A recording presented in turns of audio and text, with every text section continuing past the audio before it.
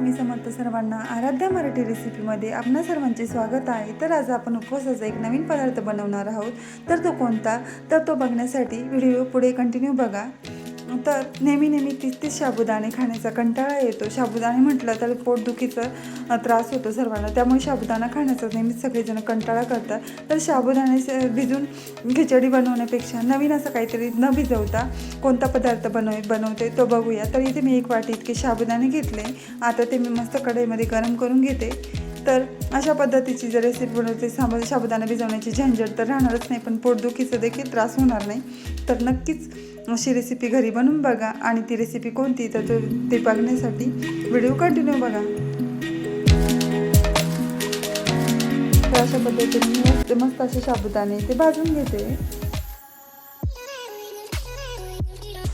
तर आपले साबुदाणे ते भाजून झाले। त्यानंतर मी त्यासाठी अर्धी वाटी इतके शेंगदाणे घेते। म्हणजे मी अंदाजच घेतले, तुम्ही तुमच्या प्रमाणानुसार घेऊ शकता।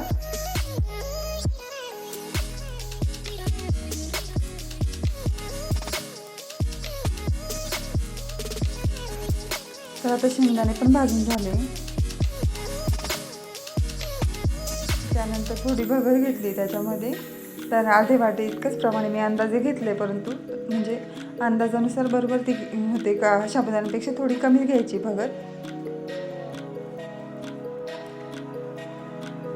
तर आता इथे भगर पण भाजून झाली।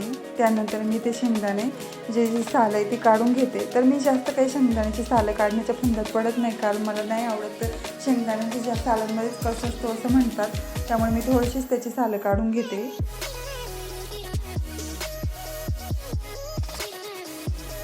तर या पद्धतीने आता साल देखील काढून झाले शेंगदाण्याचे। त्यानंतर साबुदाणे पण आपले थंड झाले। ते आता मिक्सरमध्ये मी मस्त प्रकारे त्याची पावडर बनवून घेते। तर हे बघा, साबुदाण्याची पावडर पण इथे आपली तयार झाली।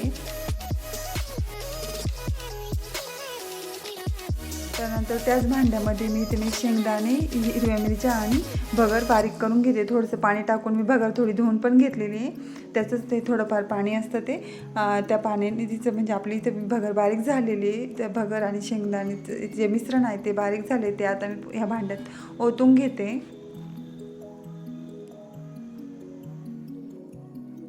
त्यानंतर 1 मोठा चमचा इतकं मी त्यामध्ये मीठ टाकलं आहे आणि 1 चमचाभर इतकी दही पण टाकून घेतलं आहे। तर हे पीठ असं छान भिजवून घ्यायचे। तर याच्यामध्ये जास्त पाण्याचा वापर करायचा नाही, अगदी त्याच जे मिश्रण आहे त्या मिश्रणामध्येच शक्यतो भिजवण्याचा प्रयत्न करायचा। अगदी थोडंच पाणी त्यामध्ये शिंपडतच आपल्याला पीठ भिजवायचं आहे। जास्त पाण्याचा वापर केला तर पीठ अगदी सैल होणार आणि मंचुरियन जे आहे ते व्यवस्थित बनणार नाही आपले त्याचे। तर या पद्धतीने मी असं पाणी शिंपडून आणि मग थोडं पाणी शिंपडतच असं निब्बरच गोळा मळायचा शक्यतो।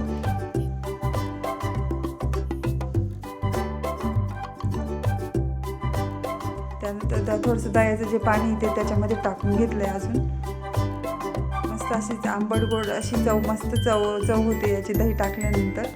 आता आपल्या इथे गोळा पण तयार झाला आहे। तर तो मी थोड्या वेळासाठी बाजूला ठेवला आहे भिजण्यासाठी। त्यानंतर मी तोपर्यंत इथे आमटीची तयारी करून घेते। तर त्याच्यासाठी ठेवली कढई तेल टाकले, जिरे टाकले आणि त्यानंतर शेंगदाणे आणि हिरव्या मिरचीचं जे वाटण आहे ते बनवून घेतलेलं आहे आणि ते मी आमटीसाठी टाकून घेतलं आहे।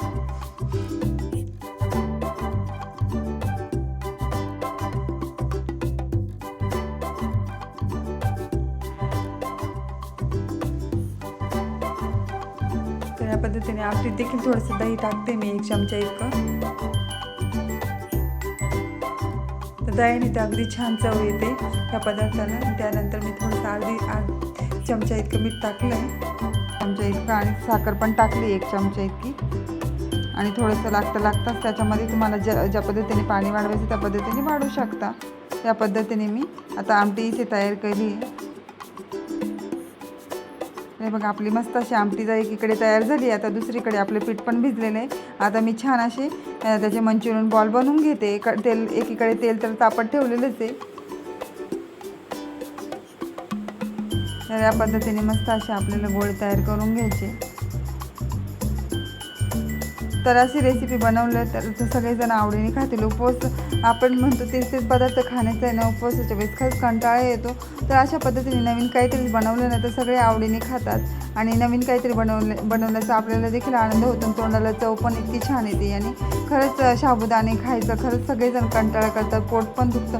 परंतु या पद्धतीने साबुदाण्याचं जर असा पदार्थ बनवला ना तर इतकं म्हणजे त्याने त्रास तर होतच नाही, परंतु तोंडाला चव येते आणि खायला पण छान लागतो आणि आवडीने खातो. आपल्याला उपवास असं वाटतही नाही, अगदी पोटभरीचा मस्त आपला इथे बेत तयार होतो.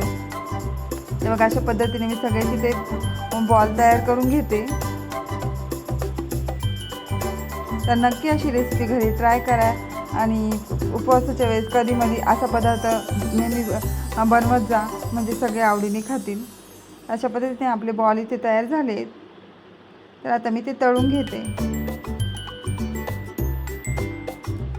तर आता आपलं इथे तेल पण तापलेलं आहे. आता एक बॉल त्यामध्ये सोडायचं आहे हळूहळू आणि हा बॉल सोडल्यानंतर 5 मिनिटासाठी तो तसाच ठेवायचा आहे. त्यानंतर त्याच्यावरती आपल्याला हळूहळू झारेच्या साहाय्याने तेल सोडायचं आहे, जेणेकरून त्यामध्ये व्यवस्थित सगळीकडून तेल मुरेल या पद्धतीने. नाहीतर मग तो सतत हलवत राहिला तर तो बरी विरघळण्याची तर शक्यता असतेच, परंतु तेल पण व्यवस्थित त्यात मुरत नाही आणि साईडनेच तो तळला जातो, मध्ये कच्चा राहतो. त्यामुळे या पद्धतीनेच ते तळून घ्यायचं आहे आणि गॅस मिडियम साईजवरच ठेवायचा आहे. तर अशा पद्धतीने सगळे बॉल आपल्याला तळायचे म्हणजे जेणेकरून ते कच्चे पण राहणार नाही आणि मस्त असा कलर पण येतो त्याचा छान.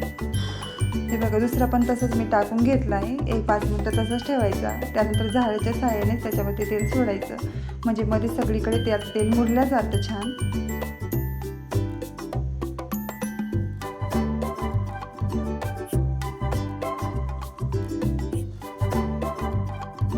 आधी एक साईडने तळून घ्यायचा, मग तो पलटून मग दुसऱ्या साईडने व्यवस्थित तळून घ्यायचा, म्हणजे कलर पण छान येतो, कुरकुरीत पण होतो, मध्ये पण तळला जातो सगळीकडनं. हे बघा किती छान आपलं इथे बॉल तळलं पण गेलं आहे इथे छान. अशाच पद्धतीने मी सगळे बॉल इथे तळून घेतले. हे बघा आवाज पण एकदम छान येतोय, अगदी म्हणजे क्रिस्पी इथे बॉल तयार झाले. तर आमटी आणि या पद्धतीने मी त्यासोबत असे क्रिस्पी असे बॉल आपले इथे तयार झाले. तर उपवासाचा अगदी मस्त असा बेत बनतो. तर नक्कीच एकदा ट्राय करा आणि कसा वाटला आपला व्हिडिओ कमेंटद्वारे कळवा आणि व्हिडिओ आवडल्यास लाईक शेअर सबस्क्राईब करा. आय होप हा व्हिडिओ तुम्हाला नक्की आवडेल आणि सबस्क्राईबचं बटन दाबायला तुम्ही विसरणार नाही. की आपले इथे बॉल तयार झाले तर अगदी मध्ये कच्चा पण राहिलेला नाही, चव पण एकदम अप्रतिम झालेली, दह्याने तर एकदम छान चव येते. क्रिस्पी आणि कुरकुरीत असे उपवासाचे बॉल आपले तयार झाले. तर व्हिडिओ कसा वाटला नक्की कमेंटद्वारे कळवा. थँक्यू सर्वांना. असेच नवीन व्हिडिओ बघण्यासाठी चॅनल नक्की सबस्क्राईब करा.